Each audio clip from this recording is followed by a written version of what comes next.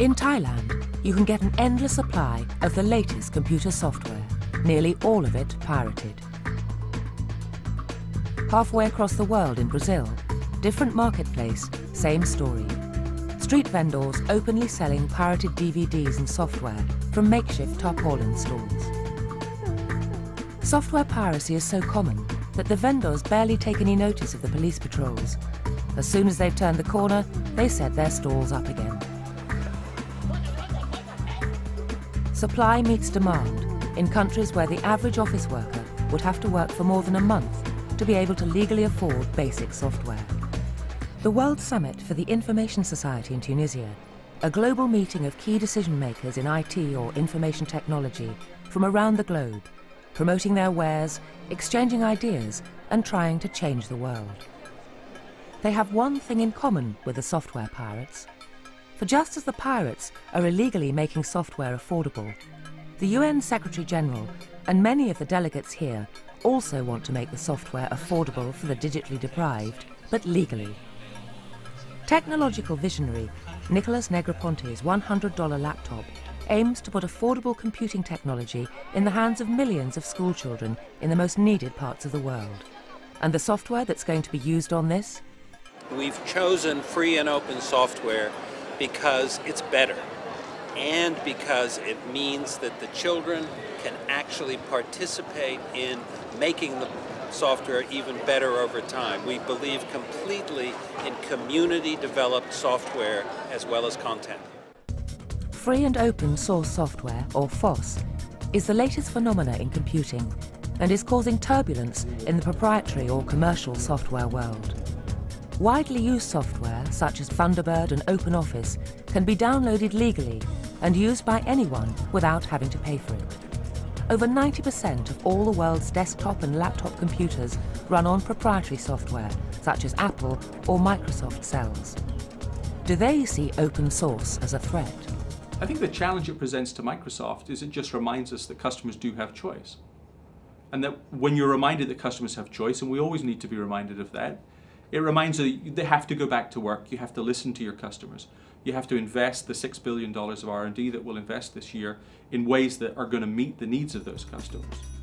So is open source the bridge for the now famous digital divide? Will innovations such as the $100 computer working on free, unlicensed software bring 1 billion extra users online? In the Codebreakers, we find out if open source is all it's cracked up to be. And can it be the bridge for the digital divide? One can consider open source software a lot like generic drugs. The analogy fits. In the case of open source software, it's a lot less expensive. And for that reason, it's essentially the same product. It does the same thing on a computer, but it costs less. There are estimated to be over 100,000 open source projects being developed. Not 1 cent was paid by the computer users who have downloaded 50 million copies of the Firefox browser from the internet.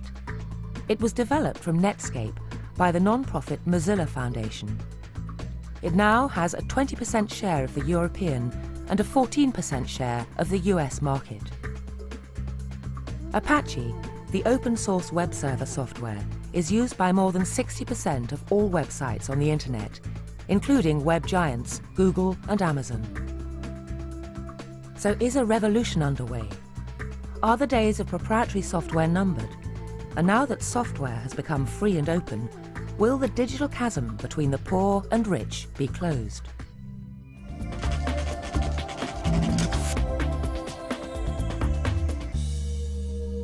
Only middle-aged academics will remember that more than 2 decades ago, when computers first reached universities, software source code was freely passed around, and programmers expected to be paid for programming and not for the programs themselves. Then things changed as computers reached the business world, and companies began to develop and license software on a commercial basis, restricting access to the source code. In 1984, Richard Stallman, one of the original computer whiz-kids, questioned the commercial software companies' actions and started what he called the free software movement. What could I do? I had no political party behind me. I couldn't expect to convince governments or corporations to change any of their policies. but I didn't know how to write software. So I said, I'm going to develop another operating system, and with the help of whoever will join in, and together we will make it free software. We will respect your freedom. Richard Stallman came up with his own license for free software, which incorporated what he described as the 4 freedoms. Freedom 0 is the freedom to run the program as you wish. Freedom 1, the freedom to help yourself. That's the freedom to study the source code and change it to do what you wish. Then there's freedom 2, the freedom to help your neighbor. That's the freedom to make copies and distribute them to others when you wish. And freedom 3 is the freedom to help your community. That's the freedom to publish or distribute a modified version when you wish. If you have all four of these essential freedoms, the program is free software. Free software. Free software. The next development came in 1991. A 21-year-old Finnish computer programmer, Linus Torvalds, developed what is known as the kernel, the core of the operating system, and called it Linux. Its proponents boast it can operate as well on a mobile phone as on a supercomputer. And Torvalds' invention can be downloaded without paying anyone anything. According to the Linux Counter, a pro open source website, there are estimated to be up to 29 million computers using Linux. But since it is not sold, there are no sales figures on which to base data. I haven't heard of FOSS at all. No, I've never heard of FOSS. I'm afraid I've no idea what FOSS is. I have heard of free and open software. No, never heard of FOSS. No, I've never heard of FOSS. I don't know what it is. I've never heard of FOSS.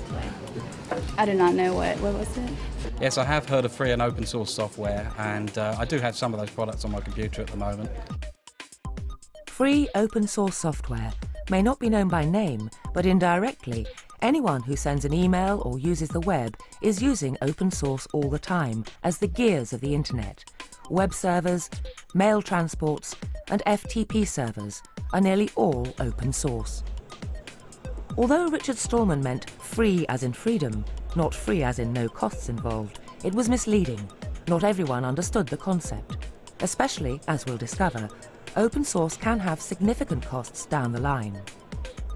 In 1998, the Open Source Initiative, an organisation dedicated to promoting free and open source software, was founded by computer programmers Eric Raymond and Bruce Perens, who felt that the word free could be replaced by open, and that would avoid confusion.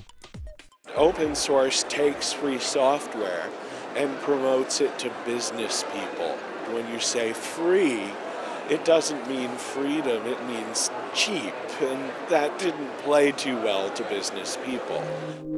So by rebranding free software as open, Bruce Perens and his colleagues hoped that a new business model would emerge. And companies like Fortune 500 Computer Hardware and software developer Sun Microsystems are now making money by selling services instead of software. What we're actually doing is we are selling our skill in producing the software that people have installed. So actually we're selling exactly the same thing we used to sell when we sold glossy boxes that people paid for at the point of selection. But the proprietary software companies argue that customers want simpler solutions out of the box. Most of the customers that I talk to are looking to reduce the amount of money they spend on services. They want software to be automated, to become more simple, to become less complex to run. So does that mean free open source software is being hyped unjustifiably? Not necessarily, because if you live in a country with a huge potential pool of software engineers whose charges are modest, the lure of software that does not incur the cost of servicing is less obvious. It's not 100% certain that open source is truly less expensive than proprietary software, but certainly initially it is. And a quick scan of the pricing of, say, Microsoft products versus Linux products is simple. It's no contest. Open source is much less expensive. For that reason, if we're going to bring the world online, the next 1 billion people, clearly it's going to take open source software, or certainly a different pricing strategy by the proprietary software vendors.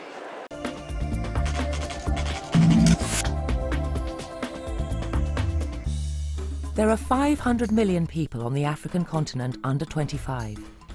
In sub-Saharan Africa, excluding South Africa, 98% of African schoolchildren go through their whole school education without ever seeing or touching a computer in the classroom.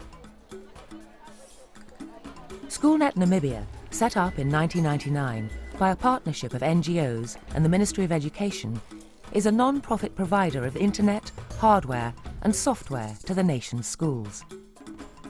It has a mission to ensure Namibians do not suffer from the handicap of being on the wrong side of the digital divide. SchoolNet is furnishing schools with specially designed computer labs equipped with donated computers. Often, the local arms of the proprietary companies will provide their software unlicensed or at reduced cost for good causes such as SchoolNet. Yet it chose open source software for the computers now in over 400 schools. Why? In having an open source solution, the way we've put it into play at schools in Namibia, as part of a very standardized system, uniformly spread out across the country, we don't have viruses, we don't have people vandalizing or stealing software or whatever it is that is probably faced in quite a few first world environments. SchoolNet claims that the accessibility of open source also means that trainees are able to learn how to refurbish computers, often with little or no knowledge of computing. Most of these people, they are not satisfied. It's like when we get them, they are really totally illiterate from computers.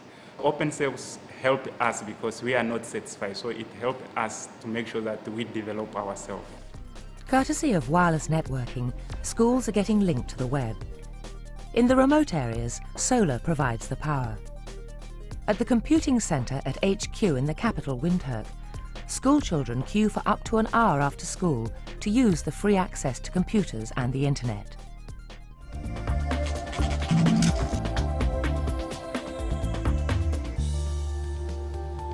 In Brazil, the pattern of usage in the home and in the private sector is little different from anywhere else in the globe. But the switch in the governmental sector is on an altogether bigger scale. A major company such as Intel has begun to adjust its strategy. Intel's been very active in free and open source software, mainly driven by what our customer demand has been. We see this predominantly in the emerging geographies in areas like India, China, Brazil. Each of these have chosen positions around open source and education, and we've been working hard to optimize our platforms for specific solutions based on open source. The Brazilian position on software, on free software, is very positive. The Brazilian government has created a program to support free software both inside the government as an application for governmental procedures, and also supporting free software as a tool, as an instrument for the society. By adopting open source, or software libre as it's known in Brazil, the National Institute for Information Technology claims it's made a saving of around $150 million a year in license fees. And according to Gilberto Gil, this saving has been translated into more hardware reaching many previously technologically impoverished areas. There is even a government mandate now in Brazil that states that free open source software must be the software of preference by all administrative bodies. Microsoft announced the launch recently in Brazil of a simpler to operate and cheaper version of Windows XP. Is this because it's fearful that Brazil will set a very costly, for Microsoft, trend? Brazil is a very important country in the world. We actually have a very focused strategy within our company around what we call the BRIC countries, Brazil, Russia, India, and China. And all of those are countries that have a wide diversity of needs. There's a very poor population in Brazil that needs access to technology, that needs to be able to get skills training to become part of the growing economy, to get that first rung on the ladder. And we're very active in Brazil, working in the education sector, partnering with the government, partnering with the NGO community to make sure that that access is available. We've invested $13 million in just the last few years to provide access to technology in Brazil. But this hasn't stopped FOSS gaining a significant presence in Brazil. Projects include Paraná State's $200 million World Bank-supported project that aims to provide computing infrastructure as well as delivering software content and support tools to 2,100 public schools. 40,000 computers have recently been delivered to distribution centres destined for the new school computer labs that will be running a specially developed web portal which gives access to learning tools through a two-way gateway, where teachers log in and contribute to the pool of educational resources, so software isn't the only thing that's being shared. I think the freedom is the most important thing, because you can use, you can make some modifications, and any person can use these modifications. So we live today in a kind of society which the knowledge is for everybody, and not for little groups who have money to pay for the information. In other parts of the globe, the doors to the world of information technology are being opened in a different way.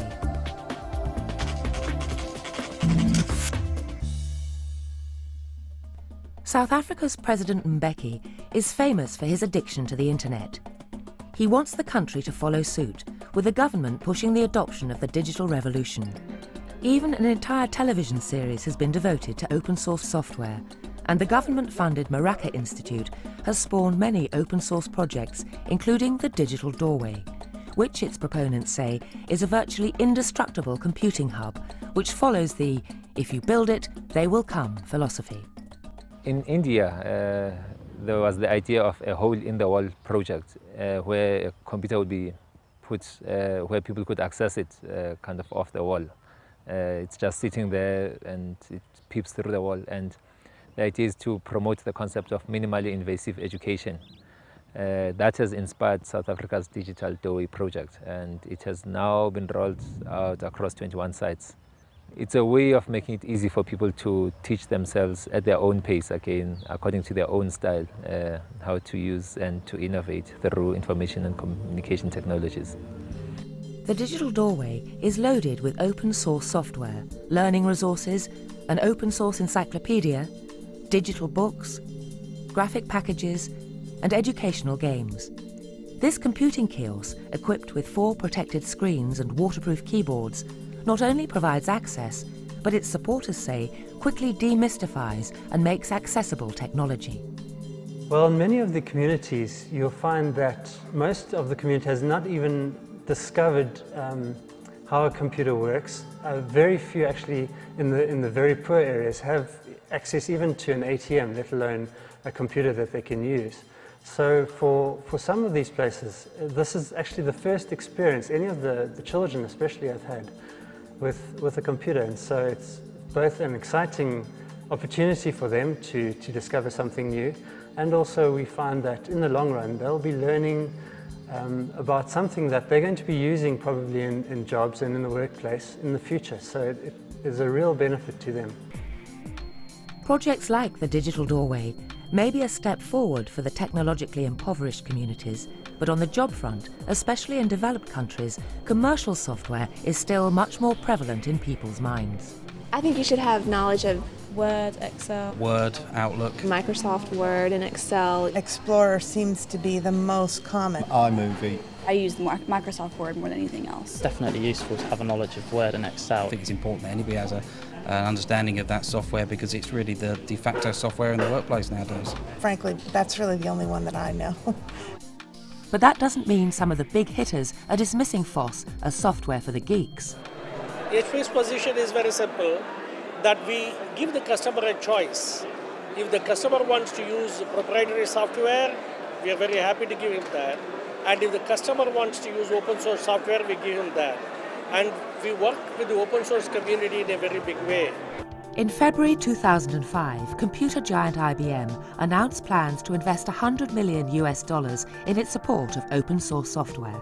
Our commitment has increased to open source software. We're involved in over 150 open source projects. In our Linux Technology Centre, we've got over 700 programmers and engineers working on open source projects as part of the open source community. But I think the main reason that our commitment to open source has increased is our customers have been asking for it because they see the value in it. And even though the majority of computers in the United Nations aren't running FOSS, the UN Joint Inspection Unit highly recommends its use. One of the recommendations we are making precisely is to ensure that all organizations in the UN system will come up with a organization-wide policy on using open source software. This is no ordinary school bus in India. This bus's seats are equipped with a computer terminal, and the ticket collector has been replaced by a technologically literate teacher.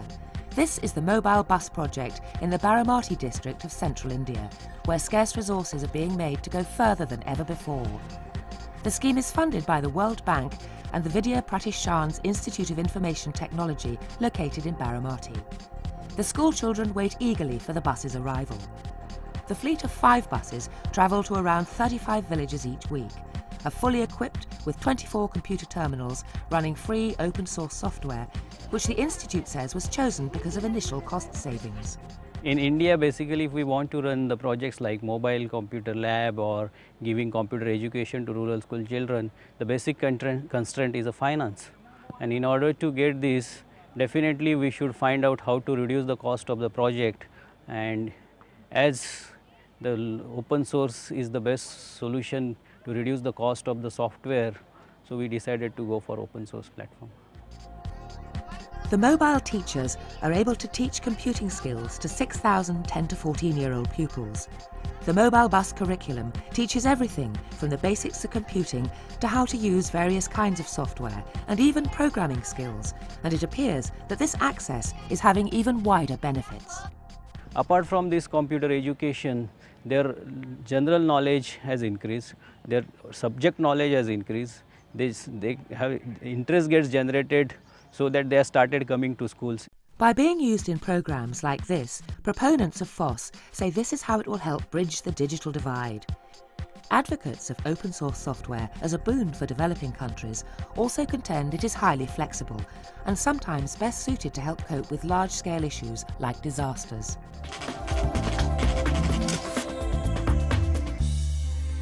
Natural disasters like the tsunami leave a massive scale of devastation in a very short space of time, swiftly wiping out transport, communications and emergency services infrastructures, and even the richest nations are surprisingly left in a state of chaos. Over 30,000 people died and nearly 1 million people were affected by the tsunami in Sri Lanka, and help and aid poured in from around the globe in the form of donations, food, clothes, money and people. All of this had to be coordinated in order that help effectively reached those who needed it most. And this needed to be done in an infrastructure that had received very little in terms of investment prior to the disaster. A vital part of disaster management is information. Who has been affected, where the people are, who needs help, and by accurately managing information using information technology, data can be processed, enabling families and next of kin to find each other and resources to be distributed to those who need them most. The morning of the 26th of December was a terrible day for us because all of a sudden the whole of Sri Lanka faced something that had never been the situation in Sri Lanka. We had losses of people who were not traceable, people who were injured, and of course for every one person there was a whole family back at home looking for them and trying to find information.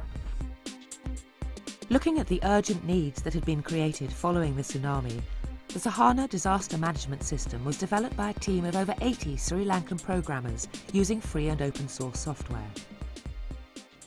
After the tsunami, a group of volunteers from the IT industry, really the free and open source community, got together and built a solution and a suite of web-based disaster management applications. They looked at the problems affecting their fellow countrymen and all the chaos, and they'd identify those problems and build solutions around them. FOSS worked for the improvised Sahana because the volunteer computer programmers needed the software urgently. It could sidestep red tape and download the products from the internet instantly without paying for anything. So Sahana claims that FOSS increases the agility of institutions working in disaster management. When we started on Sahana, we had no money as such to go and purchase off-the-shelf software.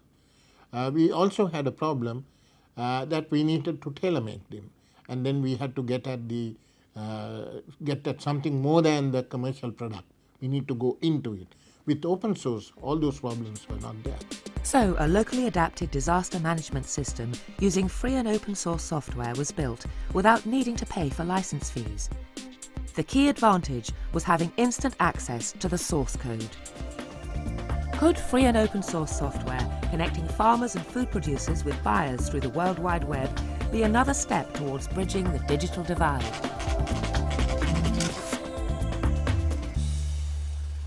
Throughout the world, small and medium-scale farmers have to get their goods to market via middlemen. In Malaysia, free and open source software is helping them to avoid the intermediaries. AgriBazaar, an online marketing tool for small to medium enterprises to market their products locally as well as globally, was created using open source software.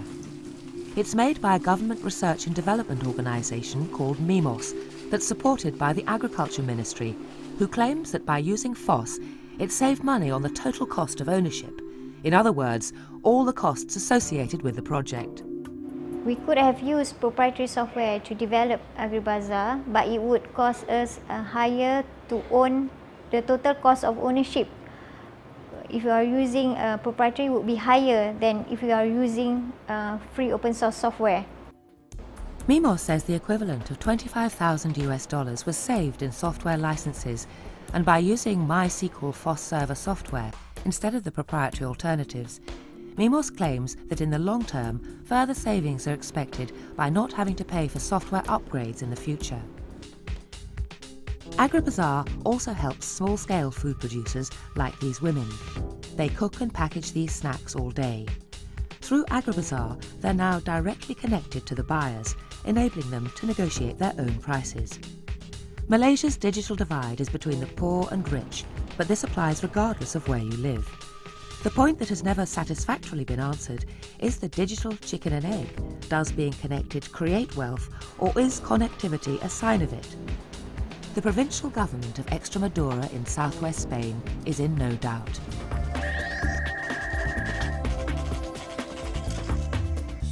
Badajoz is the ancient capital of the Extremadura region. This Spanish province, the size of Belgium, used to be one of the most economically backward parts of Western Europe. Its telephone grid was only just completed in 1980. Now it's leapfrogged the rest of Spain with an intranet connecting the entire region. The twin challenges to connecting a scattered population of just 1 million were distance and money. Si asegurábamos la conectividad a todo el sistema educativo, asegurábamos la conectividad a toda la región, porque hay escuelas en todos los pueblos. Nos planteamos el objetivo de poner un ordenador por cada 2 alumnos. Los números que nos salían nos asustaron mucho, porque estamos hablando de unos 100.000 ordenadores, poco más, poco menos, unos 100.000 ordenadores, y claro, la primera cuestión era, para que arranquen esos ordenadores, vamos a tener que pagar del orden de los 18 o 20 millones de euros solo para que arranquen los ordenadores. Y ahí surgió la posibilidad de poner en marcha el software libre. Es decir, el planteamiento fue, si nosotros conseguimos que esto que hay por la red, que es el software libre, lo podamos utilizar en esos ordenadores, nos ahorraríamos pues, del orden de 20 millones de euros cuando esté puesto en marcha todo el sistema. All the new computers are running Linux, a Spanish version of Linux developed locally. According to figures released by the Regional Minister of Infrastructures and Technological Development, the use of free software cost nearly €200,000 in 2002 to 2003, the period of installation. 40,000 copies went to schools. The authorities claim that if they bought the proprietary software, it would have cost them about €30 million. The Linux team also claim that free and open source software will actually save Extremadura money by extending the useful life of its computers. Por un lado, había un ahorro en cuanto al software, pero por otro lado se ha hecho una inversión enorme en equipos que se pretende que se vaya amortizando a lo largo de los años, en cuanto a que esos equipos se podrán mantener durante más tiempo, porque el sistema que utilizan es un software del cual nosotros respondemos y adaptamos a este hardware que tenemos, porque una de las cosas interesantes del software libre es que podemos adaptar las herramientas a nuestras necesidades en muchas ocasiones. Extremadura is also providing free training in computer literacy courses using FOSS funded by the local authorities. Various websites have evolved from the computer courses, including one with the recordings of hundreds of village church bells from around Extremadura. Apparently, by accessing the site and playing their local church bells, expats and migrant villagers, some who've moved as far away as Latin America, feel less homesick. As yet, only 3 of Spain's 17 other provinces have plans to follow suit. But Extremadura claims it is the only region in Europe with 1 computer between 2 students in secondary schools, and says that this is in large part thanks to the use of free and open source software. Microsoft is not yet asking for whom the bell tolls. The size of the challenge in providing access to information technology, particularly in the developing world, in the education sector, is so large that I think there's room for both models. And we all have a role to play in making sure that kids have access to the tools that they need for the 21st century. Our final look at FOSS in action takes us to the far corners of the globe.